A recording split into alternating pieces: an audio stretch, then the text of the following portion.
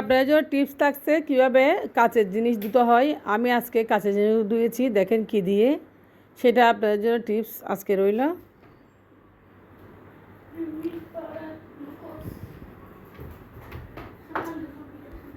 আসসালামু আলাইকুম, কেমন আছেন? শুভ সকাল। সকালে ঘুম থেকে ওঠার পরে এত এনার্জি, আসলে কেন জানেন? রাত্রে ভালো ঘুম হয়েছে। রাত্র ভালো ঘুম হইলে আমার সকালে খুব এনার্জি থেকে কাজ টাজ করতে পারি, আলহামদুলিল্লাহ। তো সবাই ভালো আছেন? তো সকালে কাজকর্ম শুরু করতে যাচ্ছি। তো সবাই আমার জন্য দোয়া করবেন। আর আমার যদি ভিডিও ভালো লাগে আপনারা একটা লাইক করবেন। একটা লাইক আপনাকে অনেক দূর নিয়ে যাবে, মনে রাখবেন। তো আমি কারো ভিডিও লাইক ছাড়া দেখি না। তো আলহামদুলিল্লাহ, চ্যানেলটা সাবস্ক্রাইব করে পাশে থাকবেন, ওকে? তো আমি সবার চ্যানেল সাবস্ক্রাইব করে দিই, যারা আমার চ্যানেল সাবস্ক্রাইব করে আমি সঙ্গে সঙ্গে তাদের চ্যানেল সাবস্ক্রাইব করে দিই। তো হচ্ছে কথা, তো কাজটা শুরু করতে যাচ্ছি, আপনারা অবশ্যই দোয়া করবেন। ব্রাশটা করে নিয়েছি, হাত মুখ ধুয়ে নিয়েছি। আর লাঞ্চটা যেহেতু হাজব্যান্ডকে অফিস দিব, সেজন্য একটু লাঞ্চটা রান্না করব। আজকে গরুর মাংস রান্না করব। আর বাসা অনেক টুকরে কাজ রয়েছে রান্না করে, সেগুলো করব, সবই আপনার সাথে শেয়ার করব। তো সাথে থাকবেন। তো সকালবেলা দেখেন, প্রথমে একটা আমি এখানে লোহার নিয়ে নিয়েছি। দেখেন আমাদের চট্টগ্রামে এটা হান্দিচ্ছে বলে। তো এটা নিয়ে নিয়েছি আমি। এখানে আদা রসুন একটু পেস্ট করে নিয়েছি। তো ব্লেন্ডারও করতে পারেন, অথচ আমার ব্লেন্ডার আছে, পাটও আছে, সব কিছু আছে। সকালবেলা আপনাদের ভাইয়াকে যেহেতু লাঞ্চ দিয়ে দিব, দুপুরের খাবার, সেহেতু আজকে কোনো তরকারি বাসায় কিছুই নেই। তো অল্প গরুর মাংস বের করেছি। আমার বাচ্চারা গরুর মাংস আসলে পছন্দ করে না। তো আলু দিয়ে আমি রান্না করে দেবো এগুলো, জাস্ট ওর জন্য অল্প করে, সকালবেলা যেহেতু দেরি হয়ে যাবে। তো রান্নাটা বসিয়ে দিব। এখানে আদা রসুন পেঁয়াজ সব কিছু দিয়ে এবং আস্ত পেঁয়াজ দিয়ে হলুদ মরিচ মশলা তেল দিয়ে মাখিয়ে আমি চুলায় বসিয়ে দেবো। আর এগুলো সিদ্ধ হয়ে আসলে আলুটা দিয়ে দিব। দেখেন আমি হাতে মাখানো গরুর মাংস সবসময় রান্না করে আমার কাছে ভালো লাগে। তো হাতে মাখানো গরুর মাংস স্বাদে আলাদা আসলে। তো মেখে নিলে এভাবে রান্নাটা আসলে মজা হয়। যা হোক না, এখানে আমি চুলায় বসিয়ে দিচ্ছি এগুলা। তো চুলায় বসিয়ে দিয়েছি, মাংসটা প্রায় হয়ে গেছে। দেখেন অর্ধেকটা সিদ্ধ হয়ে গেছে। আর যেহেতু কুরবানির গরুর মাংস খুব সহজে সিদ্ধ হয়ে যায় আসলে, দেখেন। তো আমি কষিয়ে নিয়েছি সুন্দর করে, একদম মাখা মাখা করে। আর মাংসটা সিদ্ধ হয়ে আসছে। তো এরপর যে আমি মাংসের উপর যে কয়েকটা আলু ছিলে রেখেছিলাম, যেহেতু দুপুরে আর কিছু রান্না করবো না। আর এত এনার্জিনে রান্না করা আসলে ছোটোখাটো কতগুলো কাজ রয়েছে, একটু বাইরে যেতে হবে। তো আলু দিয়ে রান্না করে ফেলছি। বাচ্চারা খেলে খাবে, আসলে না খেলে কিছু করে না, কারণ বাচ্চারা মাংস খুব কম পছন্দ করে, ওরা সবজি একটু বেশি পছন্দ করে, আলহামদুলিল্লাহ। তো ওইদিকে দেখেন গরুর মাংস আমি ভালোভাবে একদম কষিয়ে নিয়ে রান্না করে নিয়েছি। আর আজকে আমার রান্নাঘরটা একটু পরিষ্কার হবে। দেখেন কত অপরিষ্কার, গাছগুলো একদম এলোমেলো হয়ে আছে। তো যা হোক না, এখানে গাছগুলো একটু কেটে দিয়ে পরিষ্কার হবে। এদিকে চুলায় আমি মাংসে পানি দিয়ে দিয়েছি, ঝুল দিয়ে দিয়েছি, এখানে ঝুল দিয়ে রান্না করব। তো রান্নাটা হয়ে গেছে, কয়েকটা কাঁচামরিচ দিলে এটা অল্প করে মধ্যে সিদ্ধ হয়ে যাবে। আর সিদ্ধ হলে আমার হাজব্যান্ডকে অফিসে লাঞ্চটা দিয়ে ওকে বিদায় করে দিব, কারণ ওর খুব দেরি হয়ে যাচ্ছে। আজকে বাসায় অনেক কাজ ছিল, আমরা হাজব্যান্ড ওয়াইফ দুজনে অনেক কাজ করেছি টুকিটাকি। তো এই কাজগুলো করতে সময় চলে গেছে। তো এদিকে চলে আসলাম মাংসটা বসা দিয়ে। আমার হাজব্যান্ড ঘুম থেকে উঠে আমাকে হাঁড়ি পাতিলগুলো একটু উঠে দিচ্ছে। তো আমার বিয়ের যে হাঁড়ি পাতিলগুলো ছিল, এগুলো আসলে হোলসেল ছিল, ওখান থেকে বের করে এগুলা আপনার ভাই একটা বস্তা করে সুন্দর করে রাখতেছে।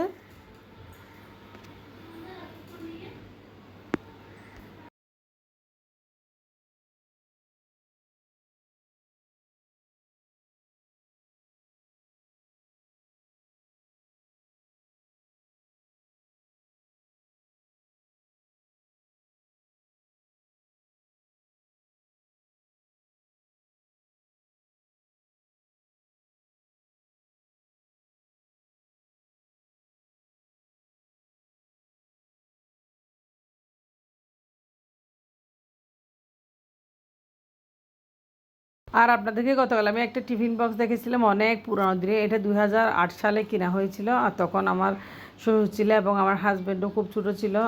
ছোটো বলতে আসলে অনেক ছোটো ছিল তখন। তো এগুলো 2008 সালে কিনেছিল, এখনও কত ভালো। এটা হচ্ছে জার্মানির একটা লাঞ্চ বক্স, এত ভালো আসলে। এই লাঞ্চ বক্সটা আমি গতকালে দেখিয়েছিলাম, আপনাদেরকে, অনেক সুন্দর। এটা করে আমার হাজব্যান্ডকে আমি আজ থেকে একটু লাঞ্চটা দিব, তো যেন গরম থাকে। দেখেন গরুর মাংস আলু দিয়ে রান্না করেছি আমি। 2 বক্সে 2 ধরনের তরকারি দিয়েছি। এক বক্সে মাংস দিয়েছি, আর বক্সে আমি আলু দিয়ে ঝোল দিয়ে দিব। যা হোক না কেন, আপনাদের ভাই যেহেতু আসলে অফিসের খাবারগুলো খেতে পারতেছেন, আমাকে খুব তাড়াতাড়ি উঠে তো আমাকে ওটা তাড়াতাড়ি একটু রান্না করতে হয়। এদিকে গরুর মাংস হয়ে গেছে, আমি এক পাশে ঝুল দিলাম আর এক পাশে মাংস দিলাম। তো এখন ওকে 2 বক্সে অল্প অল্প করে ভাত দিতে, বক্সগুলো আসলে অনেক ছোট, এক প্লেট ভাতই হবে হয়তো বা। যা হোক প্রত্যেকটা বক্সে ঢাকা রয়েছে, আমার কাছে খুব সুন্দর লেগেছে, বক্সটা আসলে অসাধারণ লেগেছে। তো এই বক্সটা আসলে এত ভালো লেগেছে, মানে বলার বাইরে, আমার কাছে খুব সুন্দর লেগেছে। আর রান্নাগুলো খুব গরম থাকবে, সেটা হচ্ছে আসল কথা এই বক্সে। তো এগুলো আপনাদের ভাইকে অফিসে লাঞ্চটা দিয়েছি, ওকে এখন বিদায় করে দেবে, কারণ আমরা নাস্তা করে নিয়েছি অফ ক্যামেরায় দুইজনে। গতকালের পরোটা ছিল, চা পরোটা খেয়ে নিয়েছি। এখন আসলে আর কিছু করার না, কারণ দেরি হয়ে গেছে আজকে রান্না বান্না, তো আর নাস্তা বানাবো না আসলে। তো দেখেন বক্সটা দিয়ে আমি আপনার ভাইকে লাঞ্চ দিয়ে দিলাম। তো এখন ও ঢুকে ফেলতেছে বক্সের ভিতর। অনেক সুন্দর একটা বক্স, লাঞ্চটা গরমও থাকবে। তো যা হোক না, এখন এদিকে কলও আসতেছে, আমার বাইরে কল দিচ্ছে, আরও কল আসতেছে, কারো কল রিসিভ করতে পারতেছি না। তো এখানে গাছগুলো আমি একটু মুছে নিচ্ছি সুন্দর করে, কারণ আমার হাজব্যান্ড অফিস চলে গেছে, আমি এদিকে গাছগুলো মুছে নিচ্ছি। গাছগুলো অনেক ধুলোমালা হয়ে গেছে, যেহেতু রান্নাঘরে গাছ লাগাইছে। আসলে আমার গাছ লাগানো এত শখের, আসলে বলার বাইরে। তো জানালাটা একটু মুছে দিচ্ছি, নিজে করা ভালো। খালাকে জমি টাকি, খালা এমনিতে 200 টাকা খুঁজবে এটা মুছার জন্য। আর তাছাড়া খালা এমনিতে এখন আসতেছে না, কী হয়েছে ওনার কী জানি, আল্লাহ জানে, ফোন করলেও ধরতেছে না। তো দেখেন আমি একদম জ্বালা মুছে নিয়েছি, আর গাছগুলো একটু কাঁচি দিয়ে কেটেছি, দেখেন খুব সুন্দর করে, যেহেতু গাছগুলা অনেক দূরমালা হয়ে গেছে এবং এলোমেলো হয়ে গেছে, আর গাছগুলো একটু কেটে দিলে আসলে ভালোই হবে।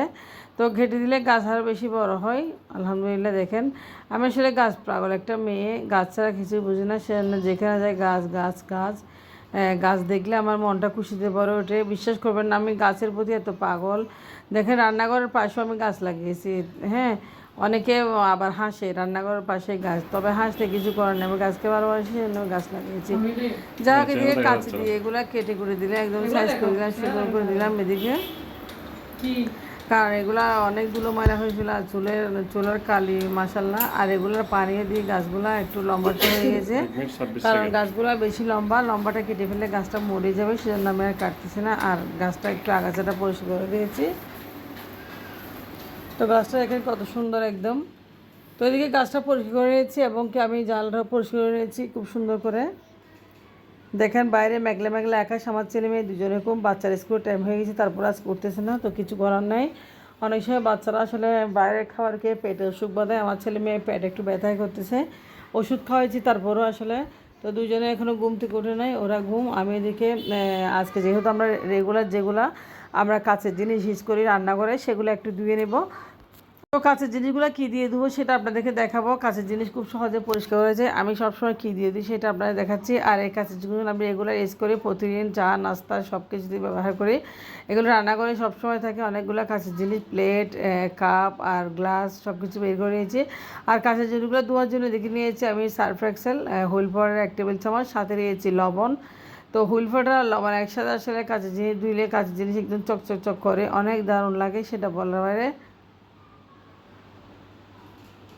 তো দেখেন আমি ধুয়ে নিচ্ছি এক এক করে, আসলে অনেক কাজ, সংসারের কাজ বলতে অনেক কাজ। আমার হাজব্যান্ড আমাকে জিজ্ঞেস করে সারাদিন কী করি, সারাদিন আমি যে কত কাজ করি আসলে সেটা আল্লাহ বাদে কেউ যায় না। দেখেন কত কাজ আমার, ধোয়া মাসা ঘষা একদম। এখন আমি এদিকে রান্নাটাও করে ফেলছি, কোনো টেনশনে রান্নাটা সবসময় আগে করে ফেলি।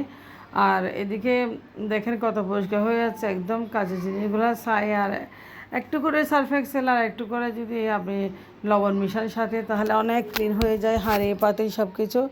যা হোক, আসলে এদিকে আমি এগুলা একটু মেজে নিচ্ছি। আর মেয়েদেরকে আসলে এগুলো করতে হয়, কারণ মেয়েরা ছাড়া এগুলো ভালো কেউ করতে পারে না। যদি আসলে এগুলো খালাকে ডাকে আনে করি, খালা আমার থেকে 500 টাকা খুঁজবে, অবশ্যই সত্যি কথা। তো 500 টাকা দেওয়ার জন্য আর খালাকে আমি নিজে পরিশ্রম করতেছি, তারপরেও ওনাকে অনেক ফোন করলে অনেক আসে, উনি বা বাইরে থাকে তখন, এই জন্য। তো যা হোক, খালাও না এখন। আমি একদিকে কাপ টাপগুলো একদম সার্ফ এক্সেল দিয়ে লবণ দিয়ে ভালো ধুয়ে নিয়েছি। আপনারা দেখেন কতটুকু পরিষ্কার হয়েছে, প্লেটগুলো আসলে অনেক নোংরা ছিল, অনেক পরিষ্কার হয়ে গেছে। তো সব কিছু পরিষ্কার করে দিয়ে যাচ্ছি, এবং কি আপনাদের দেখাচ্ছি রান্নাঘরে আরে অনেক কাজ হয়েছে, অফ ক্যামেরা ঘরটাও মুছে দিতে হবে। তো এদিকে প্লেটগুলো পড়ে রয়েছে, এগুলো একটু মেজে দিয়েছি আসলে।